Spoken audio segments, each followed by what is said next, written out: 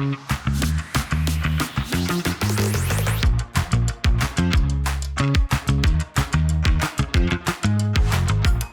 to In the Know, a series that gathers industry voices together to share ideas in motion and insights that are driving impact in market, ultimately keeping you in the know. I'm Natalie Bastian, the CMO at InMarket, and I'm joined today by Kerry from Axios. Welcome, Kerry. Thanks so much for having me, Natalie. Thanks so much for being here. So let's kick it off and share a little bit about your background and your role and how it's evolved at Axios. So I've been at Axios for about 4.5 years now. I cover the media industry at large, which is fun because there's so many different aspects to cover this amazing industry.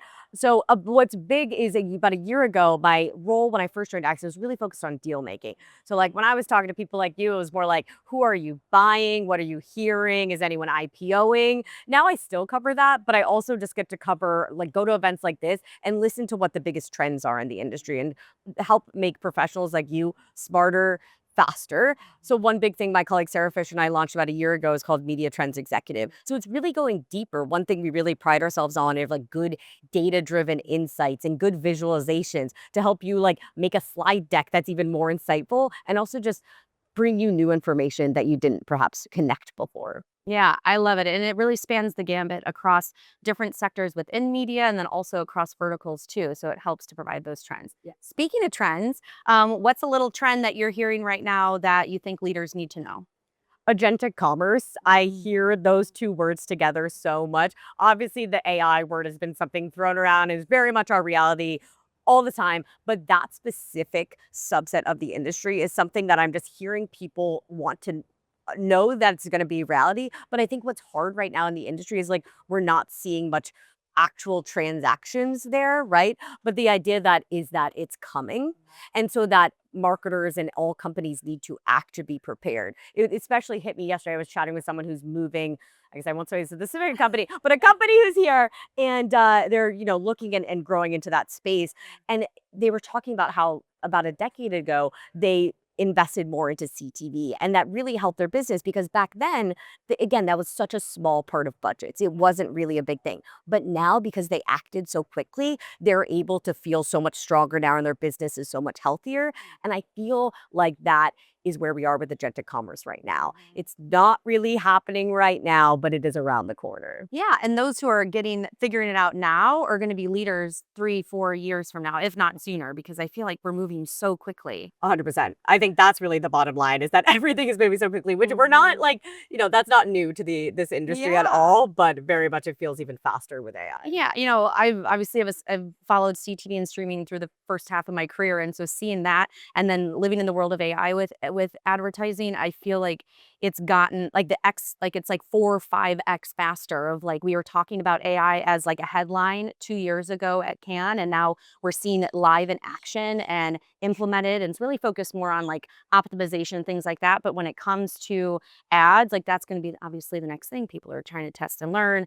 And then I do think consumers are leaning in more, which I think things like agentic commerce is going to only drive more benefit for consumers. So as soon as it takes off, that will come first. Then obviously the advertising, the monetization models will only accelerate too. And so what are you seeing? Like what's one idea that you're seeing in motion that's working that's driving real results?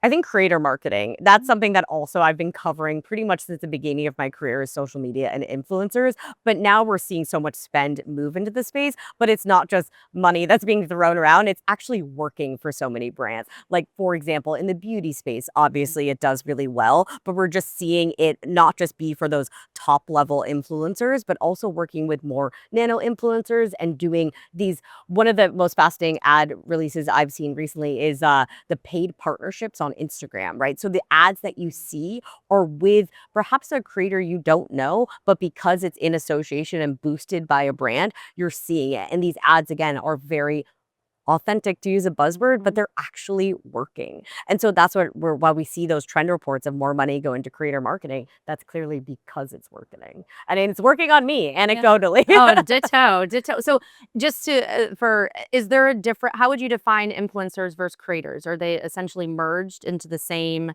person, or would you define them differently? That's such a great question. And I feel like has been the question of our times, especially as someone who's a journalist. And then it's like, are journalists creators, are journalists influencers? What do all these words mean?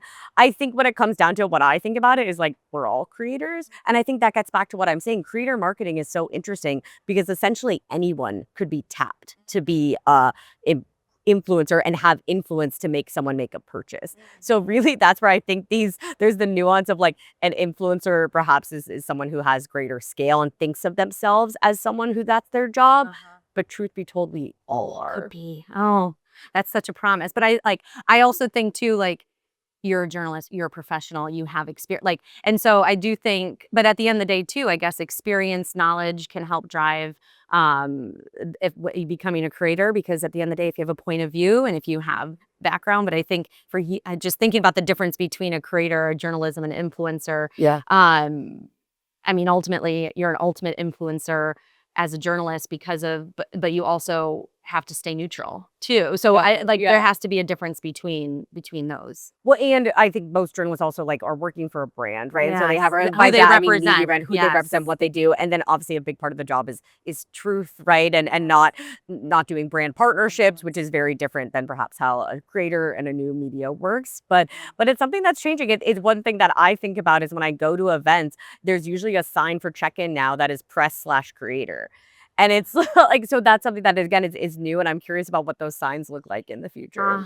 So creator Kerry, journalist Kerry from Axios. Stay tuned. But I think when it comes back to like marketing is one thing that I hear also a lot of discussion around, I think is really important in the B2B space is expert marketers. So for example, at LinkedIn's New Front this year, their MC of it was corporate Natalie, who has really become this great influencer creator for the B2B space because she does amazing content that reaches that audience. And again, she's, I think, categorized in that expert. Same thing as someone I follow, your rich BFF. She is someone who used to be in finance, right? So clearly has the understanding about how money moves and is able to educate that. She's in that fascinating category of expert creators that I think we'll see a lot more of in their coming years. Yeah, that's so interesting. Natalie, that's a great one. I'll have to check her out. Great name. Oh, looking forward to your collab in the future. Yes. Oh, love that. Maybe I'll have her on the series. Yes. This is the pitch. Yes, exactly. Tune in. Okay, so when we think about measurement, how have you seen measurement in the forefront evolved in the headlines? Have you seen any trends as far as demands or what people are looking for?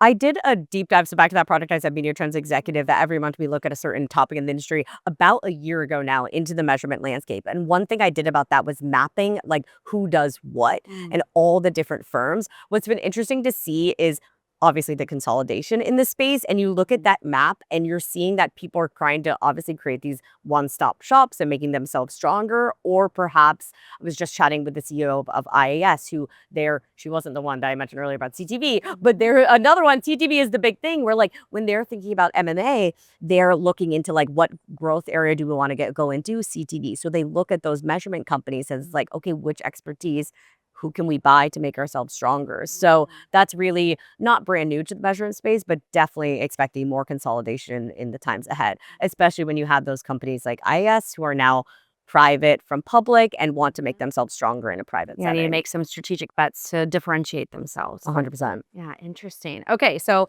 final to wrap up, let's wrap up with an instant insight. What is, in one sentence, what is one insight that leaders shouldn't sleep on?